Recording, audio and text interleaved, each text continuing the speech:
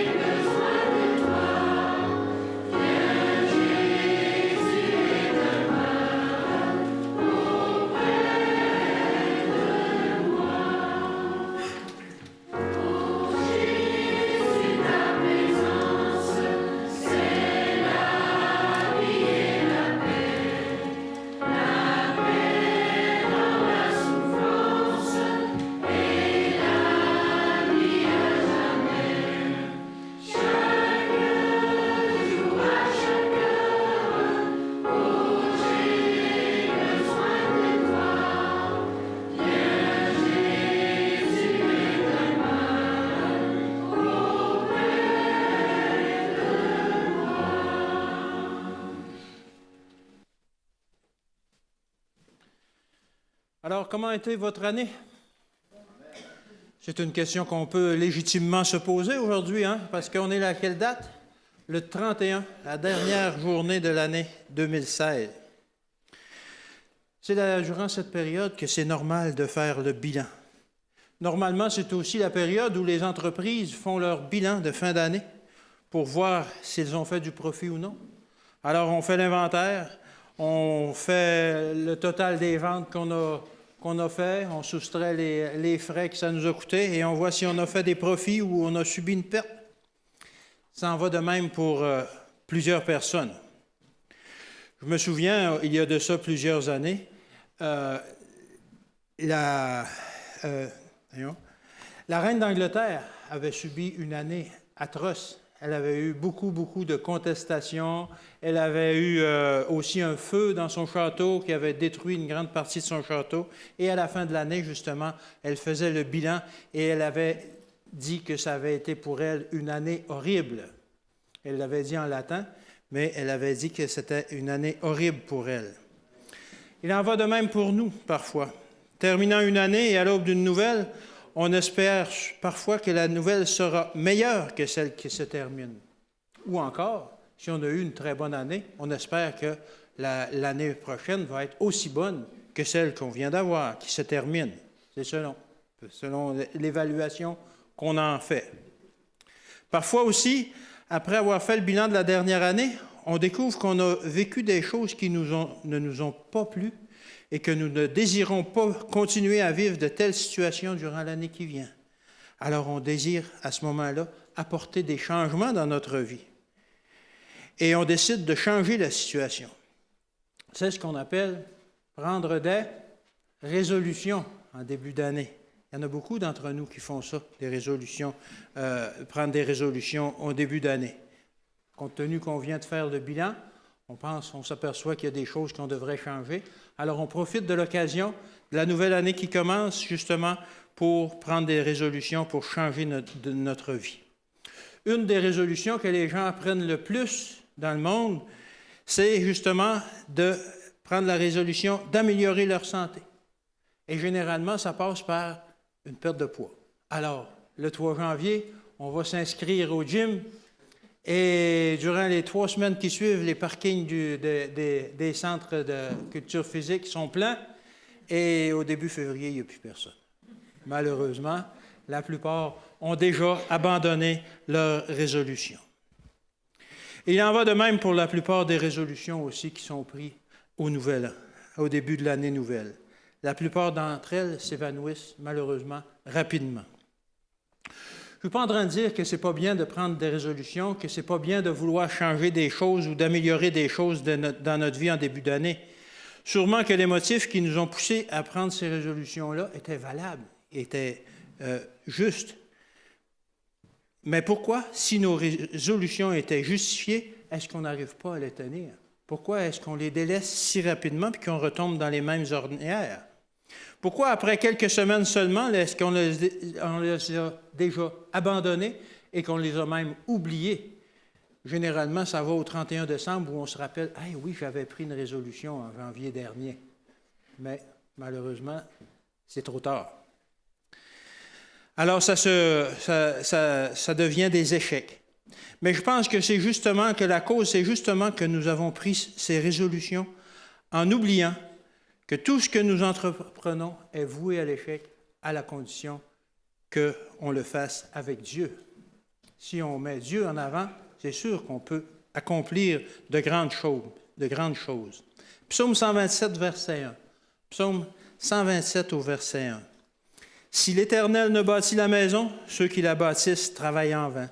Si l'Éternel ne garde la ville, celui qui la garde veille en vain. » Alors, c'est bien de prendre des résolutions. C'est bien de vouloir améliorer notre vie, mais c'est aussi voué à l'échec si on désire l'accomplir par nous-mêmes uniquement. Si l'Éternel ne nous débarrasse pas des travers que nous voulons changer en nous, alors nous essayons en vain de nous en débarrasser. Romains 8 au verset 37. Romains 8, 37. « Mais dans toutes ces choses, nous sommes plus que vainqueurs par celui qui nous a aimés. » Ce n'est pas par nous-mêmes qu'on va être vainqueurs, mais plutôt par celui qui nous a aimés, par Jésus, par Dieu. De faire équipe avec Dieu est le meilleur moyen d'assurer notre réussite. Alors, nous voilà donc en fin d'année. On désire changer des choses dans notre vie au cours de la prochaine année. Et on a décidé que finalement, on allait compter sur Dieu cette année pour nous aider à changer ces choses. C'est bien. Mais savez-vous que Dieu a déjà fait des promesses sur lesquelles nous pouvons nous appuyer pour obtenir la victoire? Dieu a déjà promis qu'on pouvait avoir la victoire. Alors que j'ai composé cette prédication, je voulais faire quelque chose pour nous rappeler justement les promesses que Dieu nous a faites dans la Bible. Mais en faisant une recherche, j'ai découvert un texte qui classe ces promesses-là par ordre alphabétique. Alors, j'ai trouvé ça intéressant et on va parler de ça sous forme alphabétique. De A à Z, alors, vous pourrez vous amuser à mémoriser ces promesses. Je vous invite, si vous avez un crayon, vous pouvez les prendre en note. Et puis, tout comme Luce nous le suggérait tout à l'heure, quand on veut changer quelque chose dans notre vie, on met le verset sur le mur et on le répète durant la semaine ou durant toute la journée. Et le lendemain, on en met un autre et on arrive à mémoriser ces choses-là. Alors, on peut s'amuser à mémoriser les choses pour notre culture personnelle, mais aussi on peut aussi mémoriser ces versets-là, justement pour nous rappeler que lorsque le moment viendra, et il viendra sûrement, lorsque les épreuves et les soucis vont nous assaillir, on a besoin de nous remémorer à ce moment-là les promesses que Dieu nous a faites afin qu'on puisse trouver la force de passer au travers et qu'on puisse trouver du réconfort. Mais tout d'abord, j'aimerais qu'on voit qu'est-ce que c'est une promesse. C'est intéressant de savoir qu'est-ce que c'est une promesse, justement. Quelle est la définition de ce mot? Alors, selon Larousse, c'est tout simplement l'action de promettre quelque chose. Une promesse, c'est l'action de promettre quelque chose. C'est un engagement que l'on prend en promettant quelque chose. Tenir sa promesse, c'est une assurance donnée à quelqu'un par quelque chose. Donc, faire une promesse, cela représente un engagement de la part de celui qui fait la promesse. C'est un engagement, une promesse. Si on fait une promesse, normalement, on est supposé de la tenir. Alors, c'est un engagement ferme. En même temps, pour celui envers qui la promesse est ferme, c'est une assurance. C'est une assurance que la personne qui nous a fait la promesse va faire quelque chose pour nous, va nous aider en quelque sorte ou quoi que ce soit. C'est une assurance. Dans un tel engagement, il n'y a pas, dans une promesse, il n'y a pas de peut-être, ou si ça donne, ou peut-être que je vais le faire, peut-être pas, ou bien on verra. Non, c'est une assurance. Et c'est une chose sur laquelle on peut compter avec assurance, bien entendu. Surtout si cette promesse vient de Dieu, bien entendu. Alors, mémoriser les promesses de Dieu et les considérer pour ce qu'elles sont, c'est-à-dire un engagement de la part de Dieu, nous permettra de mener nos luttes avec assurance, sachant que Dieu tient la barre du navire de notre vie. C'est lui qui va être à la barre du navire de notre vie à ce moment-là. Il y avait une dame âgée qui disait, elle aimait à dire, « Moi, elle dit, les soucis, ils ne m'empêchent pas de dormir. Quand je rentre dans ma chambre, je laisse mes soucis à l'extérieur et puis je m'endors comme un bébé. » Mais il y a quelqu'un qui a insisté, il dit, « Ouais, mais parfois, les épreuves, les soucis, vos nerfs, ça ne vous empêche pas un peu de dormir? » Elle dit, « Oui, oui, ça arrive. Mais quand ça m'arrive, elle dit, je récite l'alphabet des promesses de Dieu et puis je m'endors rapidement. » Alors, voici donc l'alphabet des promesses de Dieu qu'on va voir lettre par lettre. Alors, la lettre A. Psaume 60, verset 14. Psaume 60, verset 14. « Avec Dieu, nous ferons des exploits, il écrasera nos ennemis. » Est-ce que nous aimerions accomplir des exploits? Je pense que oui, c'est un désir légitime dans la vie, d'accomplir des exploits, peu importe les exploits. Est-ce qu'on lutte trop souvent contre des Goliaths? Est-ce qu'on désespère d'obtenir des victoires sur nos luttes, sur nos tentations? Nos ennemis sont-ils trop forts pour nous? Est-ce qu'on pense qu'on a la petite taille de David, mais qu'on n'en a pas la force? Lorsque nous sommes devant des ennemis de la taille de Goliath, eux qui sont experts dans l'art de la guerre et qui peuvent nous écraser comme un moucheron, alors on a certainement raison de craindre. Mais alors, utilisons la même puissance que David a utilisée, utilisons la puissance de Dieu et il écrasera nos ennemis, il nous l'a promis. Avec Dieu, nous ferons des exploits, il écrasera nos ennemis. La lettre B, maintenant. Jérémie 17, verset 7. « Béni soit l'homme qui se confie en l'Éternel et dont l'Éternel est l'espérance. » Est-ce que nous recherchons les bénédictions de l'Éternel, mais qu'on trouve qu'elles viennent rarement?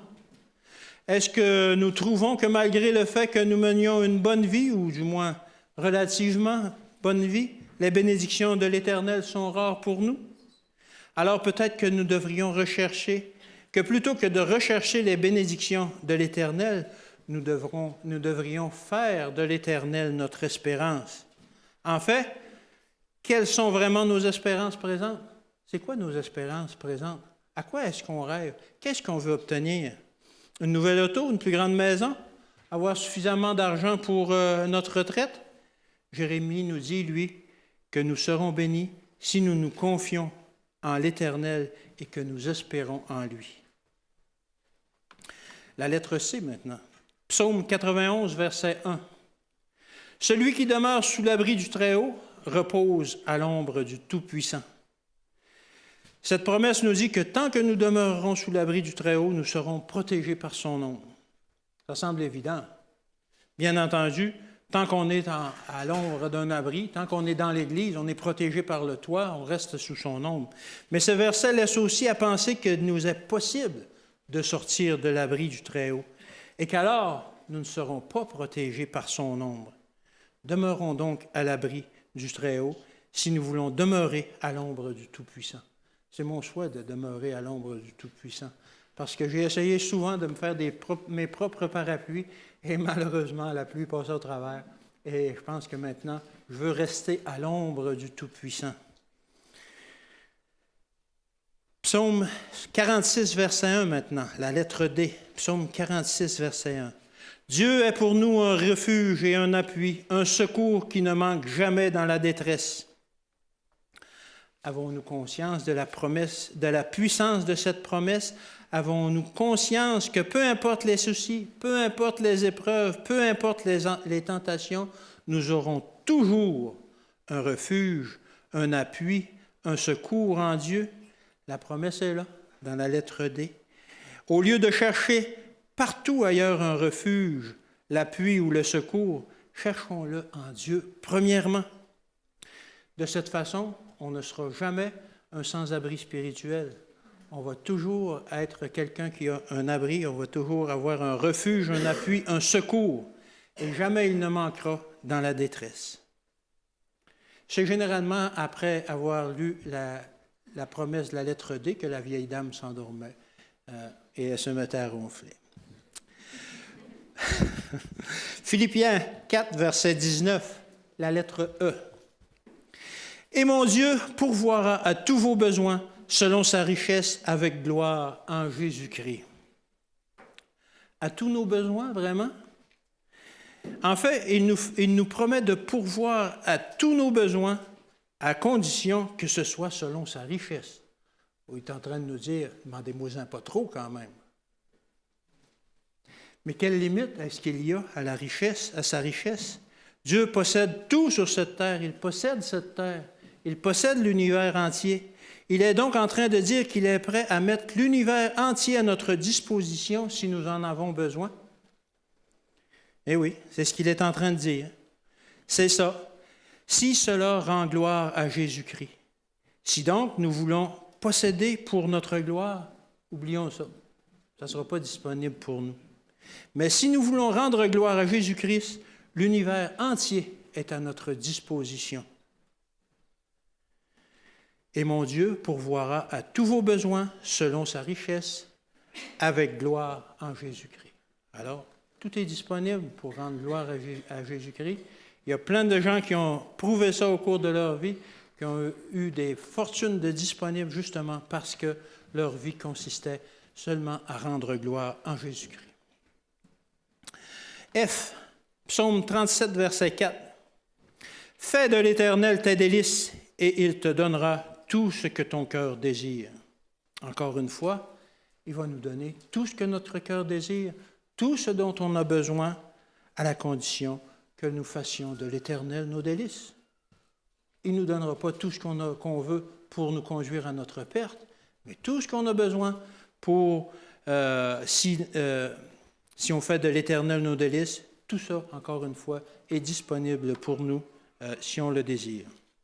La lettre G, 2 Corinthiens 2, verset 14.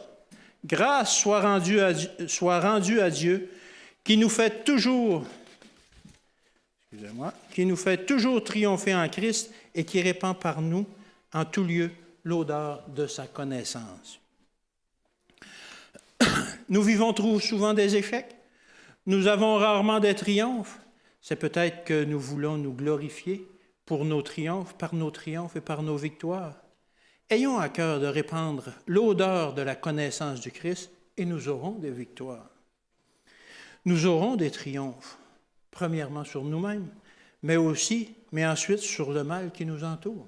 C'est encore une promesse de Dieu qu'il nous fait, qu'on peut avoir des victoires justement, qu'on peut avoir des triomphes. On pourrait faire une prédication complète sur chacun de ces versets. Je fais juste effleurer le sujet, mais effectivement, que ces promesses-là sont complètes et on pourrait en discuter très, très longuement. Mais la lettre H maintenant, Luc 11, verset 28. « Heureux ceux qui écoutent la parole de Dieu et qui la gardent. » Cette promesse-là est simple. Heureux serons-nous si nous écoutons la parole de Dieu et si nous la gardons.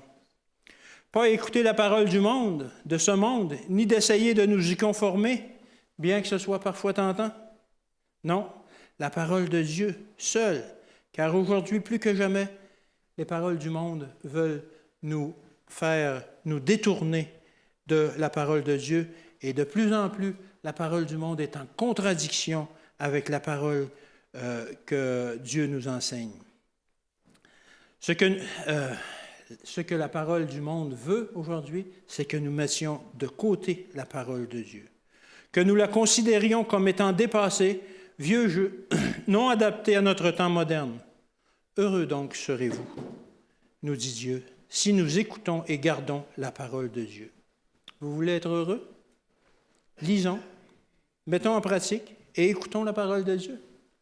En cette année qui commence demain, c'est une bonne résolution de dire cette année encore, je vais lire ma Bible au complet. Vous pouvez commencer demain. Il y a des plans de lecture biblique qui sont disponibles partout.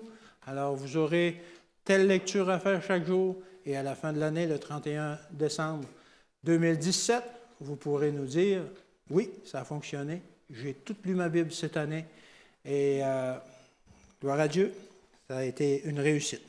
Alors, heureux ceux qui écoutent la parole de Dieu et qui la gardent. La lettre I maintenant, Matthieu 8, verset 17.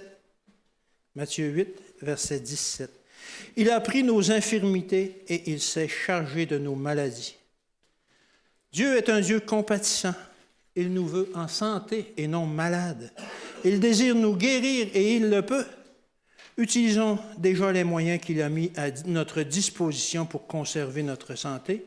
Et si nous sommes quand même malades, Dieu pourra, s'il le désire, nous guérir. Il l'a déjà fait et il veut encore le faire. Il a pris nos infirmités, il s'est chargé de nos maladies. La lettre J, Hébreux 13, verset 5. « Je ne te délaisserai pas, je ne t'abandonnerai pas. » Plusieurs peuvent nous promettre de ne pas nous délaisser ni de nous abandonner. Mais quand cette promesse vient des hommes, elle vaut juste ce qu'elle vaut. Que vaut la promesse de quelqu'un qui n'a même pas le contrôle de sa vie?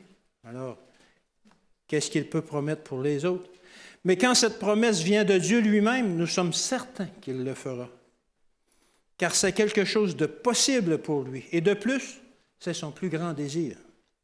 Dieu ne nous abandonnera pas, même dans notre plus grand abaissement. Je ne te délaisserai pas, je ne t'abandonnerai pas. C'est une promesse pour chacun d'entre vous.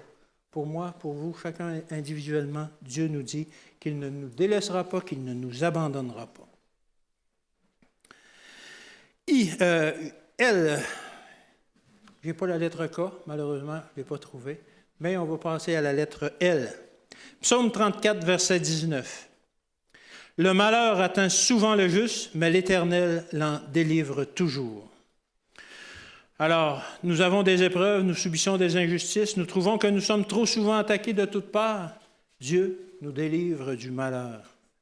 Pas seulement parfois, pas juste en passant lorsque ça lui adonne ou cela lui tente, pas seulement lorsque ça lui dit, non, l'Éternel délivre toujours le juste. Il peut bien arriver que dans le piège du malheur, nous laissions quelques plumes, mais l'Éternel nous en délivre toujours. Il faut le prier, il faut le croire, il faut avoir confiance en lui. L'Éternel l'en délivre toujours. Le malheur atteint souvent le juste, mais l'Éternel l'en délivre toujours. La lettre M maintenant.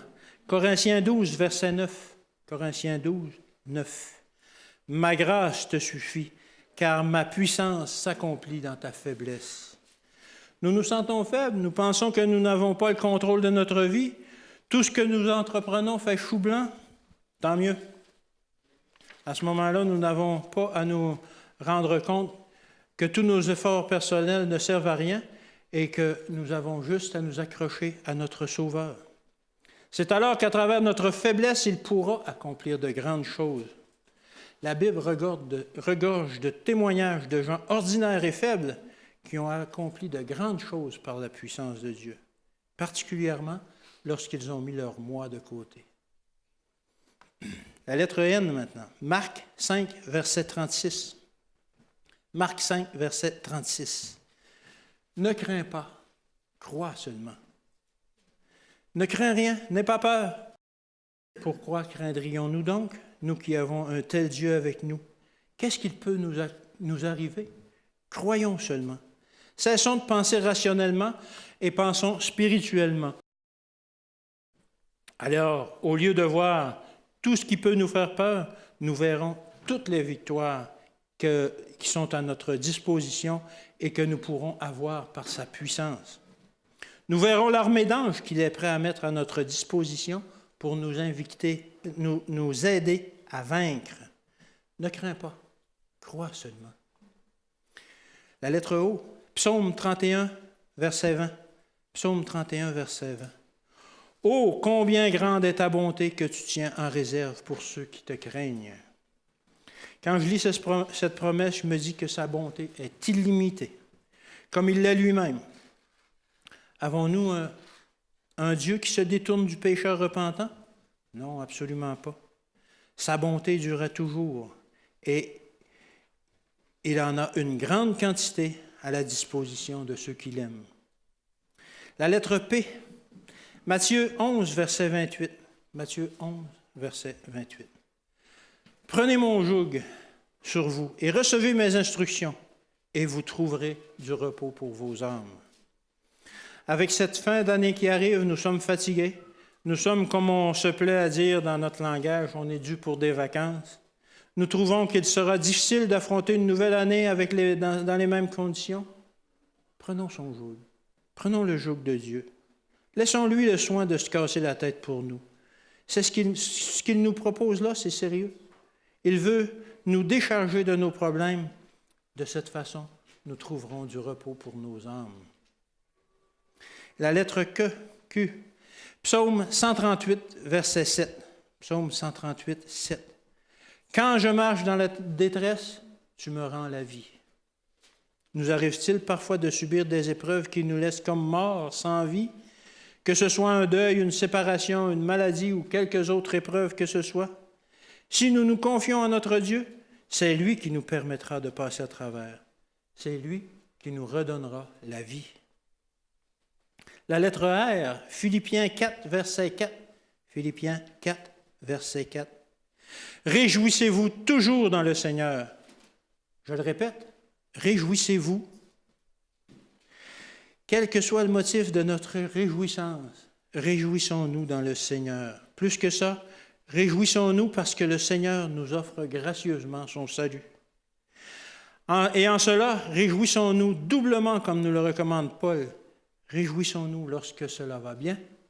Réjouissons-nous lorsque cela va mal. Réjouissons-nous toujours, car nous sommes avec notre Sauveur. Réjouissons-nous toujours dans le Seigneur. Je le répète, réjouissez-vous. S, Ésaïe 1, verset 18. « Si vos péchés sont comme le cramoisi, ils deviendront blancs comme la neige. » Quelle promesse que celle-ci! C'est une promesse merveilleuse. Mais j'aime aussi le début du verset, que je ne l'ai pas lu, là, mais qui commence par ceci. « Venez et plaidons, dit l'Éternel. » On n'a pas un Dieu qui veut nous mener à la baguette, qui veut nous forcer à quoi que ce soit. « Viens, nous dit-il, viens. Je vais t'expliquer comment faire pour que les péchés qui vous détruisent peuvent être effacés et que vous redeveniez blancs comme la neige. » Notre Dieu peut faire cela. Il peut blanchir nos péchés cramoisis. Allons et plaidons avec lui. C'est une invitation qu'il nous fait. La lettre T, Romains 8, verset 28. « Toute chose concourt au bien de ceux qui aiment Dieu. » Cette promesse peut parfois être dure à accepter. Que peut-il bien y avoir dans la mort d'un être aimé? Que peut-il y avoir de bien dans la maladie? Que peut-il y avoir de bien dans les épreuves? Que peut-il y avoir de bien dans la peine, dans la misère? Ce qu'il y a de bien, cette parole nous le dit, c'est que ces choses concourent à notre bien à la condition que nous aimions Dieu. Ces choses que le monde voit comme des épreuves négatives, par notre foi en Dieu, elles peuvent nous faire grandir. Elles peuvent nous affermir dans notre confiance en Dieu. Nous n'avons qu'à croire que Dieu est en contrôle et qu'il ne fait rien qui puisse nous faire du mal, mais que tout ce qui nous arrive concourt à notre bien. On a étudié durant ce trimestre l'histoire de Job.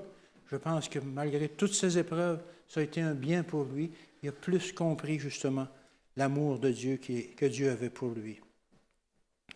La lettre U, Proverbe 27, verset 22. Proverbe 17, Proverbe 17, verset 22. Un cœur joyeux est un bon remède. Qu'y a-t-il à ajouter à ce verset? Rien. Dieu nous dit de rester joyeux si nous avons besoin d'un remède, que d'être joyeux deviendra notre remède. La science a démontré aujourd'hui qu'avoir un bon moral, une bonne dose de rire chaque jour pourra nous garder en santé et, le cas échéant, nous guérir de nos maladies. Le monde a même inventé un mot pour cela. On appelle cela de la rigolothérapie. Dieu, il y a des milliers d'années, nous a tout simplement dit « Un cœur joyeux, c'est un bon remède. Restons positifs. Soyons joyeux. Voyons la vie du bon côté. C'est un gage de bonne santé. » La lettre V maintenant. Jean 16, verset 33. « Vous aurez des tribulations dans le monde, mais prenez courage, j'ai vaincu le monde. » Jésus ne promet pas que nous aurons une vie entourée, enveloppée dans la ouate. Non, il nous dit qu'on va en avoir des tribulations, qu'on va en avoir des épreuves, nous aussi. Nous en aurons même plus que l'on pense être capable d'en supporter. Cependant, malgré toutes ces épreuves, Jésus nous dit de garder courage. Ne désespérons pas devant tout cela. Et il ajoute, « J'ai vaincu le monde. » Autrement dit, confiez-vous en moi qui ai vaincu le monde, qui ai subi la même épreuve que vous, et même de plus grande encore. J'ai eu la victoire par ma puissance, et vous aurez la même victoire si vous acceptez ma puissance. Prenez courage. Alors, redressons l'échine et affrontons avec courage les épreuves, sachant que Jésus est là pour nous donner la force dont nous avons besoin. Vous aurez des tribulations dans le monde, mais prenez courage. J'ai vaincu le monde. Je vais sauter par de WX. J'en ai pas pour cela. Alors, Y. Qu'est-ce qu'on peut prendre pour Y? Y a-t-il rien qui soit étonnant de la part de l'Éternel? C'est une question. Certaines versions disent impossible au lieu d'étonnant. Y a-t-il rien qui soit impossible de la part de l'Éternel? Poser la question, c'est y répondre. Il n'y a rien d'impossible pour Dieu. Nous pensons que ce que nous demandons est impossible à Dieu. Voyons donc, qu'est-ce qu'on peut mettre? Quelle est la limite de Dieu? Il n'y en a pas de limite. Dieu peut tout. Dieu a toute la puissance. Ce n'est que notre peur de demander qui impose une limite, qui met une limite. À moins que ce soit notre égoïsme aussi. Notre égoïsme qui nous pousse à demander pour notre propre bien, pour nous glorifier, au lieu que nous demandions pour que le nom de Jésus soit glorifié. Il n'y a rien d'impossible de la part de l'Éternel. La lettre Z maintenant. Z. Romains 12, verset 11.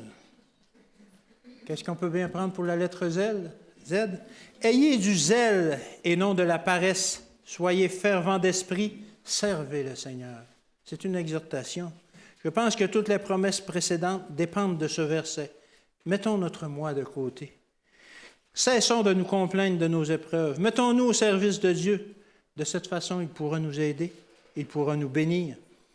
De cette façon, il pourra nous faire grandir. De cette façon, nous pourrons avoir une vie remplie et satisfaisante.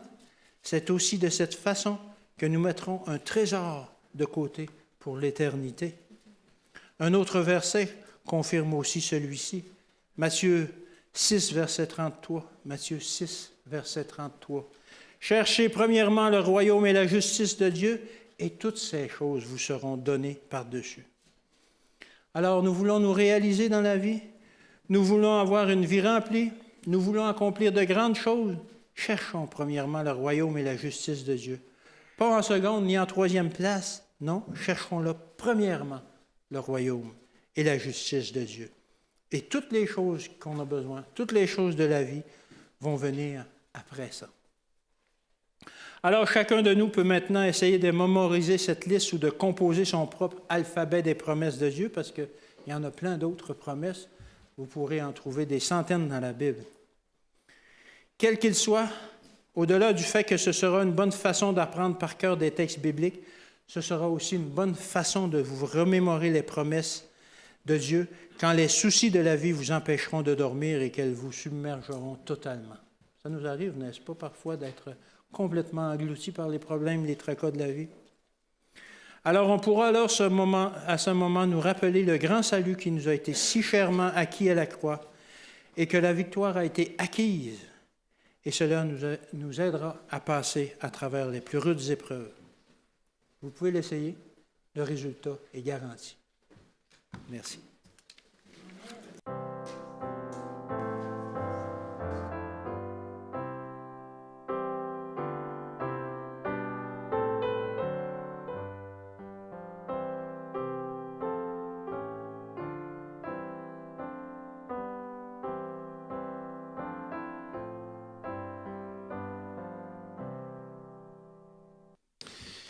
Je vous invite maintenant à vous lever. Nous voulons chanter le cantique 350. Cantique 350, Seigneur, dirige tous mes pas vers le ciel, ma patrie.